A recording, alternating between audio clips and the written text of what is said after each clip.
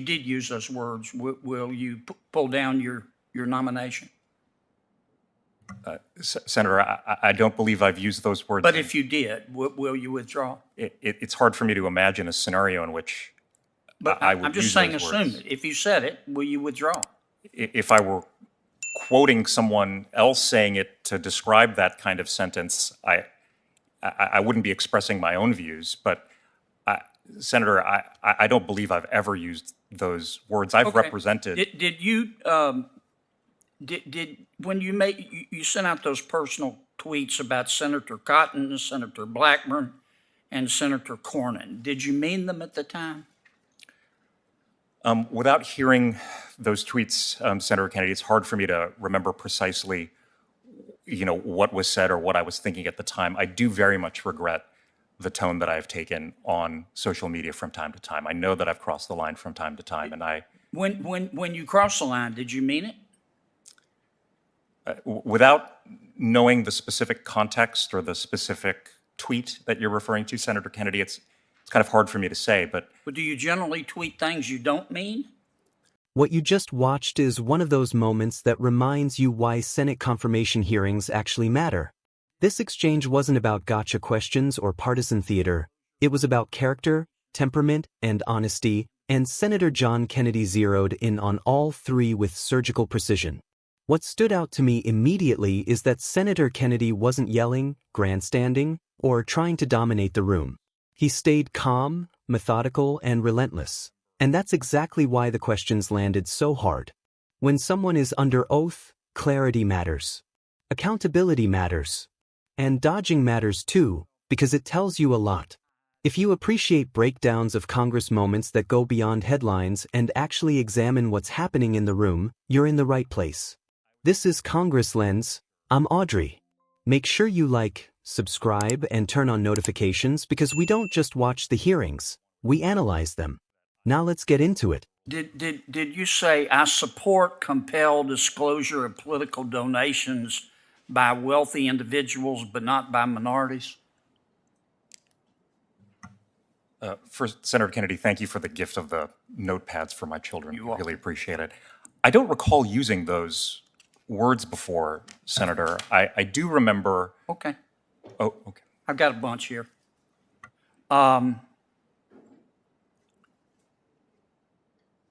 You've described yourself as a, quote, wild-eyed sort of leftist. Do I have that right? Senator, I think I was referring to a caricature of the way that I think other people may have described me, not how I would describe myself. And I want to assure you that I understand that the role of a judge is to set aside whatever personal views that person may have. I heard your testimony. Have you called Republicanism, well, strike that. Did you say, quote, Republicanism is an anti-democratic virus? No, Senator, I don't believe I've used those words. Okay, you're under oath now. Yes, Senator, I don't believe I've used those words. Okay. I do remember saying last year that there was a loss of confidence in our elections that has spread kind of like a virus. Right. Well, that's a long way from calling the Republican Party an anti-democratic virus. Yes, it's very different, and I don't believe I used those words, Senator. Right. If you did use those words, will you pull down your nomination? Senator, I don't believe I've used those words. But if you did, will you withdraw? It's hard for me to imagine a scenario in which I would I'm just use saying, those assume words. it. If you said it, will you withdraw?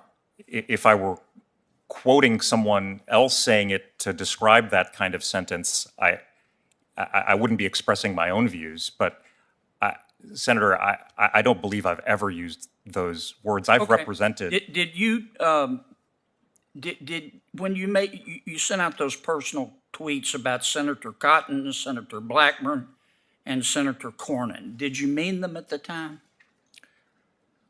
Without hearing those tweets, Senator Kennedy, it's hard for me to remember precisely, what was said or what I was thinking at the time. I do very much regret the tone that I've taken on social media from time to time. I know that I've crossed the line from time to time, and When you crossed the line, did you mean it? without knowing the specific context or the specific tweet that you're referring to, Senator Kennedy, it's kind of hard for me to say, but But do you generally tweet things you don't mean? Senator Kennedy, I would agree with you that Twitter has become a very coarse place. I don't want to debate Twitter. Do you generally tweet things that you don't mean? Well, Senator Kennedy, I've contributed to the coarseness on Twitter sometimes by pushing the envelope to Right, break but through. when you did it, did you mean it? It's hard for me to respond to that kind of generally, Senator Kennedy, without a specific You're a smart example. guy. Sure you can. You either meant it or you didn't. You got two choices, door A, door B. Well, Senator Kennedy, I know that I've pushed the envelope. Okay, And do you regret it? I do regret it, Senator. Do you Kennedy. regret it because you didn't mean it? Or do you regret it because it might cause you not to be confirmed? Senator Kennedy, I regret it because I think it's contributed to the coarseness of our discourse overall, and I think it would be When better. did you have this epiphany that everybody has equal dignity and worth? When you were nominated, or Well, I believe you're. including Republicans? Well, I believe you're referring to my religious faith. No, I'm not. Senator. I'm referring to your coarseness.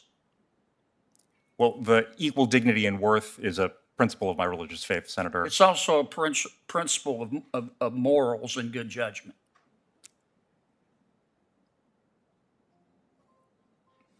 I'm over. Mr. Ho, you're a smart man, I can tell. But I think you're an angry man.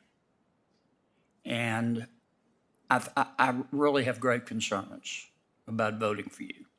We don't need federal judges who are angry. We need federal judges who are fair and can see both points of view. And you said these things. Thank you, Mr. Chairman. Thank you, Senator Kennedy. Senator Feinstein. Thanks very much, Mr. Chairman. The 4 district court nominees on today's panel come from a diverse background of experiences. You've worked. After watching that full exchange, here's my honest takeaway. Senator John Kennedy did exactly what a U.S. Senator is supposed to do during a judicial confirmation hearing. This wasn't personal. This was professional scrutiny. From the very beginning, Senator Kennedy focused on the nominee's own words, not rumors, not assumptions, not partisan labels. Statements about compelled political disclosure. Describing oneself, even jokingly, as a wild-eyed leftist. Alleged remarks comparing republicanism to an anti-democratic virus. These are not small things when you're asking for a lifetime appointment to the federal bench. And what did Senator Kennedy do? He asked a simple question over and over again. Did you say it or didn't you? What's telling is how difficult it was to get a straight answer. Instead of clear yes or no responses, we saw deflection, qualification, memory lapses, and hypothetical gymnastics. And that matters. Judges don't get to dodge clarity. Judges don't get to rewrite meaning. Judges don't get to rely on context when the law demands precision. One of the most powerful moments in this exchange wasn't loud at all. It was when Senator Kennedy boxed the nominee into a simple choice. Door A or door B. You meant it or you didn't. That's not a trick question. That's a credibility test. The discussion about social media was especially revealing. The nominee admitted to crossing lines, admitted to contributing to the coarseness of political discourse, but couldn't clearly say whether those statements reflected genuine beliefs at the time or were just reckless expressions. And Senator Kennedy's follow-up was absolutely fair. Do you regret what you said because it was wrong, or because it might cost you this nomination? That question cuts to the heart of judicial temperament. By the end of the exchange, Senator Kennedy wasn't accusing, he was assessing. His conclusion wasn't ideological, it was observational. He expressed concern that the nominee appeared angry, and that anger and fairness cannot coexist on the federal bench. That's not an insult. That's a warning. Federal judges wield enormous power over people's lives. They must be able to see both sides, check personal impulses, and maintain composure even under pressure. If someone struggles to explain their own past statements calmly under questioning, it's fair to ask how they'll handle power behind the bench.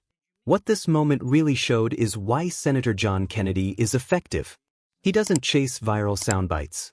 He doesn't need theatrics. He lets the answers, or lack of answers, speak for themselves. And in this case, they spoke loudly. Thanks for watching Congress Lens. I'm Audrey, and we'll keep breaking down the moments that shape the courts, the laws, and the country, one hearing at a time.